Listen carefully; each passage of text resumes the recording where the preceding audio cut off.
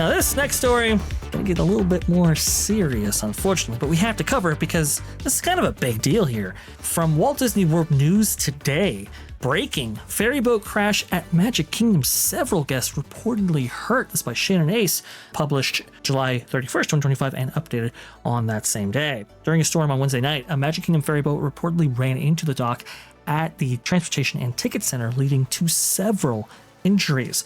The General Joe Potter ferry boat reportedly hit the TTC dock late last night. According to Pulse Point, there was a mutual aid call at 12:02 a.m. corresponding to the address for the TTC ferry boat landing. Mutual aid in this case refers to reciprocal assistance from multiple agencies across jurisdictional boundaries, particularly when an emergency is too big for one agency to handle. The call was closed at 2:06 a.m. Several guests who claim to have been on the boat have posted in a Reddit thread about the experience. User Rocky D. Meow started the thread saying, quote, "Very scary thing happened about 11:40 p.m. during a heavy rainstorm. Boat was approaching the TTC dock when the boat came to a sudden and complete stop, throwing every passenger forward. There were reportedly 19 transports to local hospitals, with at least 8 people having major injuries. Dozens of others were treated on site, according to eyewitness reports on social media. We don't know the distribution of injuries among the guests versus cast members." Reddit user Careless Algae 6662 said, "I was there on that ferry. It was insane. People thrown forward all around. No warning, just a loud crash and sudden stop approaching the dock." User Silver Profile 4108 added, "It was scary. We were right down at the front and could see it heading toward the dock, and it wasn't getting any slower. Luckily, we were able to brace for impact, but then got crushed by a surge of people from behind." Sure. This was a major, major incident. The General Joe Potter. Oh, please. Well, first of all, for people who don't know who Joe Potter was one of the driving lights in construction of the parks. But you have to remember something about boats that people don't think about. Yes, they're powered. Yes, they can throw it in reverse. Yes. But all of that stuff sticking up above the waterline means they are very subject to sudden gusts of wind. And if you watch any boating videos, especially because I'm shopping for one that are selling them, they make a big point of, hey, with this joystick, you can anticipate windage and even about where the center of gravity is on the boat, whether it's high or low. Now, with this boat, with all the people up on the second deck, it's pretty high. And that means it's more subject to rocking and more subject to windage. And that's a bad scene. But I'd have to say that the guy driving it was not paying attention. And this is a park closure, right? Yeah. So there'd be a lot of people. Yeah. So it's stuffed. Wow. It's stuffed for sure, because this was 12:02 a.m. Is when the call actually went out, and didn't actually close until 2:06 a.m. And not only stuffed, but because they want to get back and get the next load, it's probably moving faster than normal. Right. Right. Well, yeah. Wasn't there a lawsuit like 6, 8, 10 months ago about some guy who had this problem, who was thrown into a trash can or something like that on board one of these boats? I know a lady jumped off. I don't remember when that story was, but that wasn't that long ago that a lady jumped off of this, and that was a whole different thing. But yeah, the number of times I've been on that particular boat, and without an incident at all, it's kind of surprising that this would happen. What was the cause of the stop? Walt Disney World News Today says this: "It is unclear if the incident was caused by a storm, human error, or some mechanical function, as there's little information about it at this time. However, the dramatic impact here, the General Joe Potter was moved to dry dock for evaluation, not operating today. Ferry transportation is still available between Magic Kingdom and Transportation and Ticket Center on the Admiral Joe Fowler and Richard F. Irvine boats, but that boat is going in for evaluation right there." This was a dramatic scene for sure. We don't quite know what is going on in terms of what may have caused this. We can only speculate, but with that speculation, look, if it's late at night in a storm, you have limited visibility.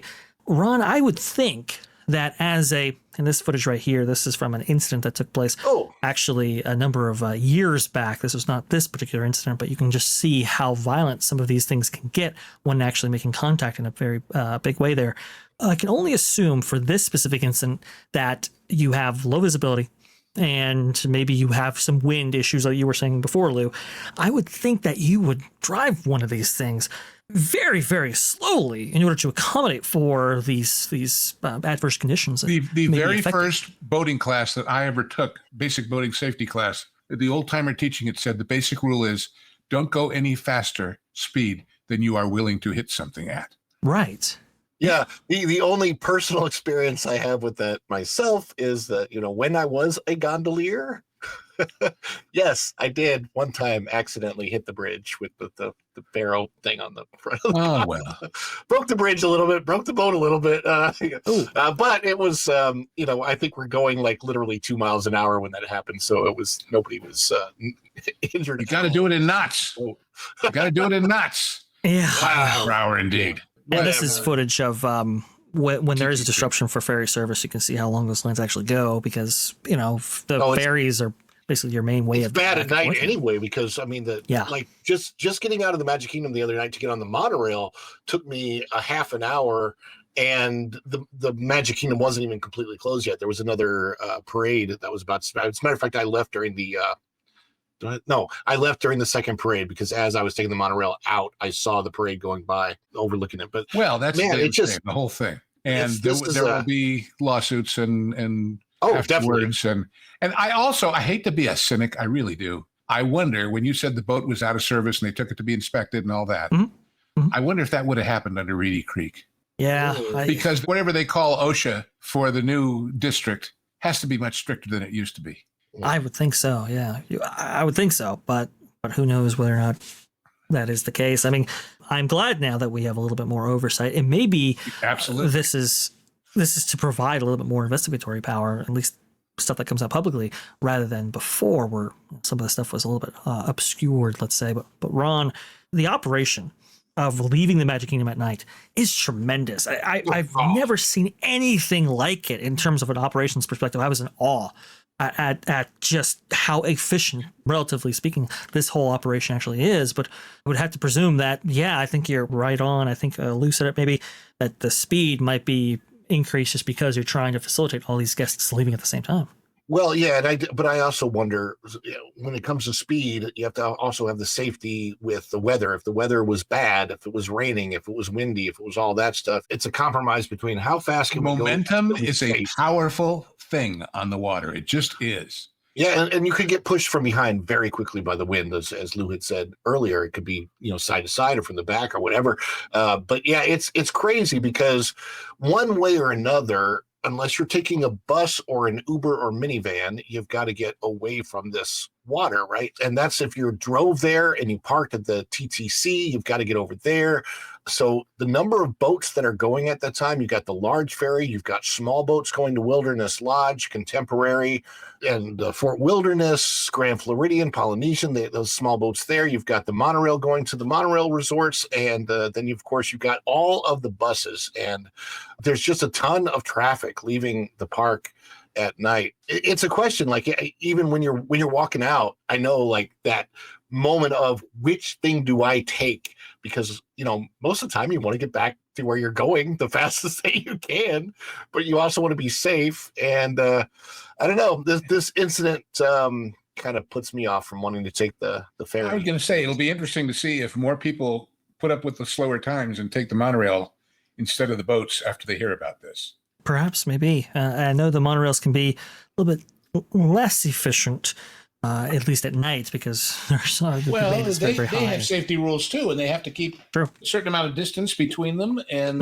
run as many at a time. And I mean, how many people fit on a full monorail versus that boat?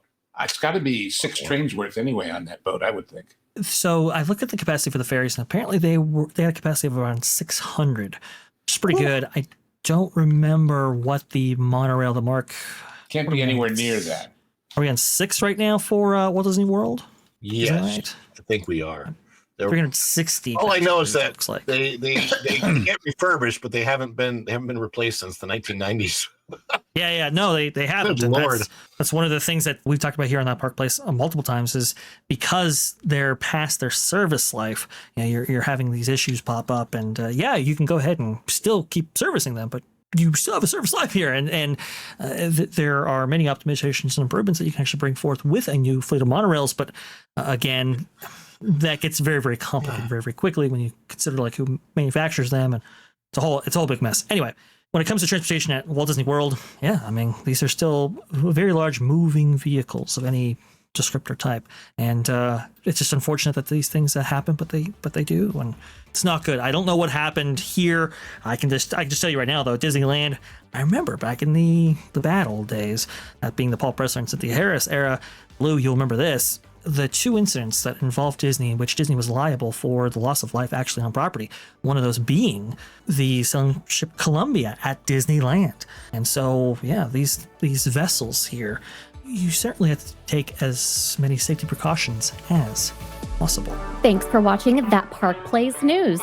For more information, consider checking out www.thatparkplace.com.